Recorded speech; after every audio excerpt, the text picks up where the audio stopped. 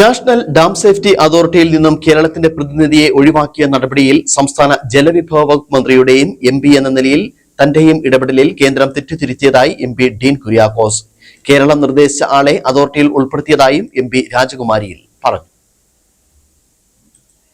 മുല്ലപ്പെരിയാർ വിഷയത്തിൽ കേന്ദ്ര water resource standing കമ്മിറ്റിയുടെ ശ്രദ്ധയിലേക്ക് കാര്യങ്ങൾ കൊണ്ടുവരികയുണ്ടായി. അതായത് കേന്ദ്ര ജലശക്തി മന്ത്രാലയത്തിന് കീഴിൽ പ്രവർത്തിക്കുന്ന സ്റ്റാൻഡിംഗ് കമ്മിറ്റി ശ്രീ രാജീവ് പ്രതാപ് റൂഡി അദ്ദേഹം ചെയർമാനായിട്ടുള്ള പാർലമെന്ററി സ്റ്റാൻഡിംഗ് കമ്മിറ്റി നമ്മുടെ ജില്ലയിൽ മൂന്നാറിൽ 2 ദിവസത്തെ സന്ദർശനത്തിന് എത്തിച്ചേരുകയാണ്. ഇതുമായി ബന്ധപ്പെട്ട് കഴിഞ്ഞ ദിവസങ്ങളിൽ ഉണ്ടായിട്ടുള്ള ഒരു വിവാദം എല്ലാവരുടെയും ശ്രദ്ധയിലുള്ളതാണ്. നാഷണൽ ഡാം സേഫ്റ്റി അതോറിറ്റിയിലെ കേരളത്തിന്റെ പ്രതിനിധിയെ ഏകപക്ഷീയമായി NDSA national dam safety authority പിൻവലിക്കുകയുണ്ടായി. അതായത് നിഷ്പക്ഷ വിദഗ്ധ സമിതിയിൽ നിന്ന്. ഇനി മുല്ലപ്പെരിയാർ വിഷയവുമായി ബന്ധപ്പെട്ട് നടത്തേണ്ടതായിട്ടുള്ള കാര്യം ഇൻഡിപെൻഡന്റ് പാനൽ ഓഫ് എക്സ്പെർട്സ് അതീവ വിദഗ്ധ സമിതിയുടെ ഒരു പരിശോധനയാണ്. അവരുടെ നേതൃത്വത്തിലുള്ള കോംപ്രിഹെൻസീവ് സേഫ്റ്റി ഇവാലുവേഷൻ, സമഗ്രമായ സുരക്ഷാ പരിശോധനയാണ് ഇനി നടക്കേണ്ടത്.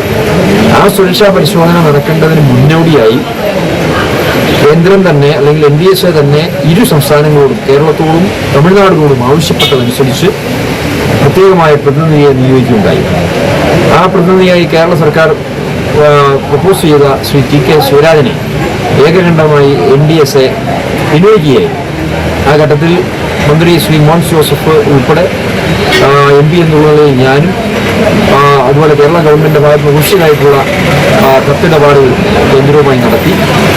ഒടുവിൽ കേന്ദ്രം അക്കാര്യത്തിൽ അവരുടെ തെറ്റ് സമ്മതിച്ചു.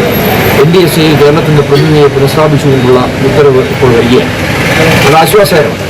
അപ്പോൾ ഈ ഘട്ടത്തിലാണ് കേന്ദ്ര തലത്തിലുള്ള പാർലമെന്ററി സ്റ്റാൻഡിംഗ് കമ്മിറ്റിയുടെ നമ്മുടെ ജില്ലയിലെ സന്ദർശനം വരുന്നത്. മറ്റു പല വിഷയങ്ങളുമാണ് ആ സന്ദർശനത്തിൽ ഉദ്ദേശിക്കുന്നത്.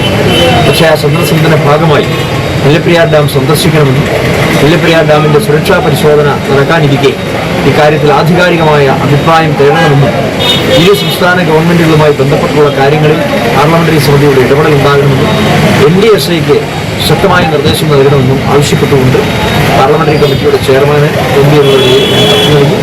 ഈ ഘട്ടത്തിൽ സമിതി അത് പരിശോധിക്കും എന്നാണ് ഞാൻ മനസ്സിലാക്കുന്നത്.